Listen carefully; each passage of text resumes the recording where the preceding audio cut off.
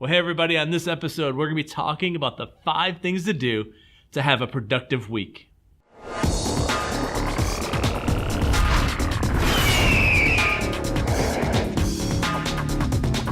hey there, I'm Andy, and I want to thank you so much for watching this video, for coming to this channel.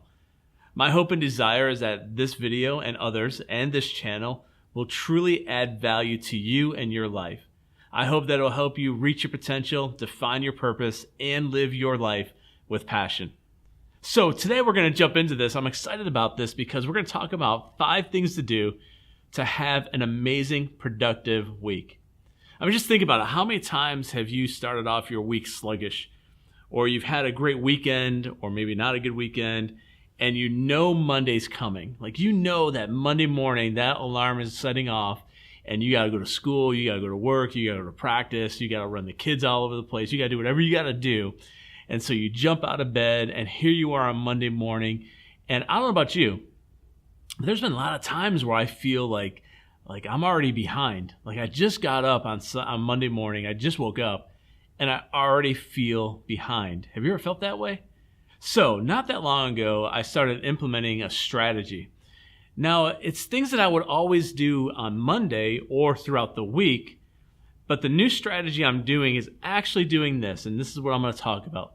Taking no more than 30 minutes on Sunday night to actually prepare for Monday. And not just sit around and think about what my Monday and my week's going to be like, but to actually strategically think and to strategically plan what's going to happen this coming week. And so I'm going to give us 5 things to do and 5 strategies to think about on Sunday night that will help you with your Monday and to have a productive week. So here we go. Okay, so first of all, before I jump into the 5 things to do and the 5 ways to help you have a productive week, I want to tell you about a resource that I use. This is the Full Focus Planner by Michael Hyatt. It's a quarterly planner. Now listen, I'm not obviously getting paid by them or getting free books, although if they want to send me a free book, that'd be great. But this is just a resource that I use. I've been using this for a little while now, and it's a quarterly tool, and I use this. This book here goes with me everywhere I go. Now, I know a lot of people like to use their iPhones or some kind of smart device, which is totally fine. I use this at times, but I don't really use it for scheduling my task list or my reminders. I know a lot of people might do that, or my goals. Obviously, I use it for contacts and calendar and all the other fun stuff that come with using an iPhone. But I'm still a paper and a pen guy, meaning I love to just grab a pen, grab some paper, and write down my thoughts and my notes, especially when it comes to my to-do list, my tasks, my events, and my schedule coming up. So once again, I'll put the link to this. It's about $40 to $50 right now, and I'll put the link in the description below. It's the Full Focus Planner. There's a lot of planners out there, and this is not anything new. But what I want to encourage you is to actually use it. So this planner, you can get it, and it can just sit on your shelf somewhere, and you'll never use it. Or you actually implement the strategy that's inside of it. So everything I'm going to share with you that I do on Sunday night to get ready for my week comes out of this planner, and I write down everything inside of it. So once again, here we go. Here go the 5 things to do to have a productive week. Okay, the first thing I do is I review the wins from last week. And so what I do is I write down, in fact, there's a section in this Full Focus Planner, and that's what I'm going to be talking you through. It's a section, I'm looking at it right here. Step 1 is my biggest wins. What are the biggest things that happened last week that I could celebrate? And I write them down. What are the big accomplishments, the big events I did, the big wins I can celebrate, the tasks that I checked off that had to happen last week? So it's a good thing to review. So it's a good way to start a review, to be thinking about the positive things. So that's number 1. So number 1, I write down what were the big things that I won, what were the big wins from last week. Okay, number 2, after I write down 3 to 5 wins from last week, the second thing I do is I identify what didn't get done last week. Now, as organized as I am, and as much as I really love resources like this, there's things I do and there's little symbols. So for me, if I'm pushing things to the next day, I put a little arrow next to a task list. And so at the end of the week, there might be some things by the time I get to the weekend that I just didn't get to. I know for me that if I don't write them down, or if I don't push them ahead and actually identify them, I could possibly forget them. So I could forget a task I was supposed to do. I could forget something I'm supposed to have for an event or a to-do list or whatever else you want to talk about.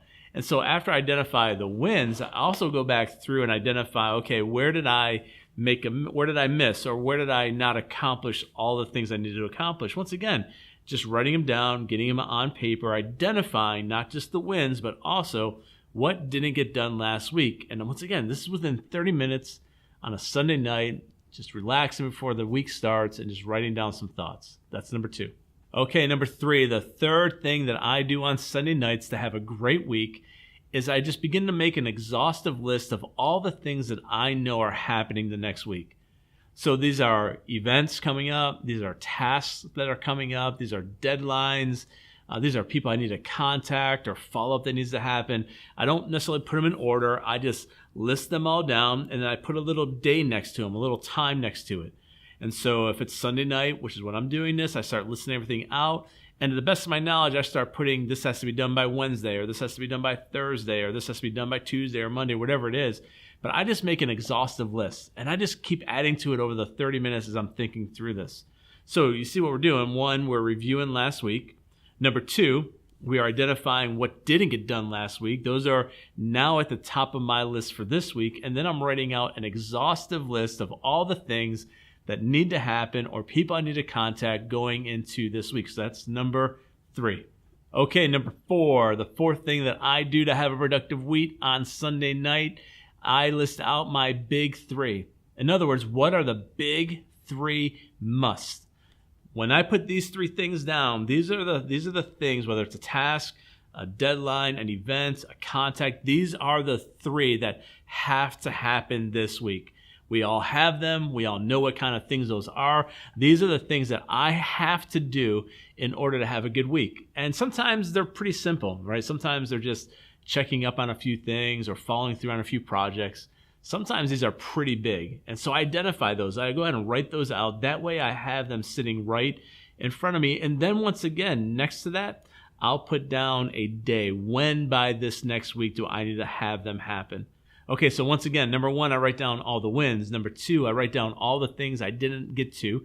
Number 3, starting with those things I didn't get to, I make an exhaustive list. Number 4, off of that exhaustive list, what are the big 3 things that need to happen to have a very productive week that I have to have accomplished? Okay, and finally, number 5, the 5th thing that I do on Sunday night within that 30-minute time frame is I go ahead and I actually flesh out my Monday.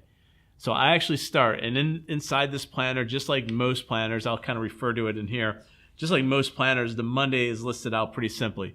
So now here are the big 3 things that need to happen on Monday. And then here's all the rest of the tasks that I know I need to do on Monday. Then there's another category right here next to it that basically is a time frame. So I go ahead and put all my appointments in. And so once again, I wake up on Monday and I open up this planner here and I open up to my Monday, and I already have the 3 most important tasks I have to do already listed out. And then to the best of my knowledge, I've already listed out a few other tasks as well as putting in my appointments here. And then what I like about this Full Focus Planner is that it has a page next to it that's just for notes. And so I go ahead and when I have meetings or just creative ideas, I go ahead and just begin to fill those out as well. So here we go. As a quick review, this is a quick video because I think it's very helpful.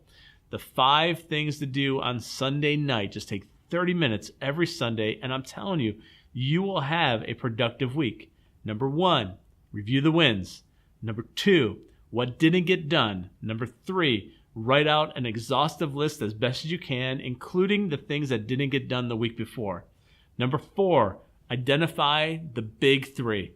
What are the musts for this next week? And then number 5, go ahead and turn to Monday in your planner and spell out all of Monday. Okay, everybody, well, there you have it. Those are 5 things to do every Sunday night. Just take 30 minutes or less and go ahead and start identifying all that I talked about. I'm telling you, you start implementing something like this or your own system. And like I said, I do know a lot of people that they'd rather use their phone, which is totally fine. Use your phone, use whatever you have. Just make sure that you take some time right there on Sunday night before Monday comes. That way, when you get up Monday, so I get up Monday, I can jump right into my day. I go through my Monday morning routine and I can jump right into my day, and I'm not taking 30 minutes or an hour or longer on Monday and then playing catch up the rest of the week. Well, hey, once again, I hope this video has helped add value to you. I hope that it is helping you reach your potential, define your purpose, and live your life with passion. Thanks again for joining us, and we'll see you on the next video.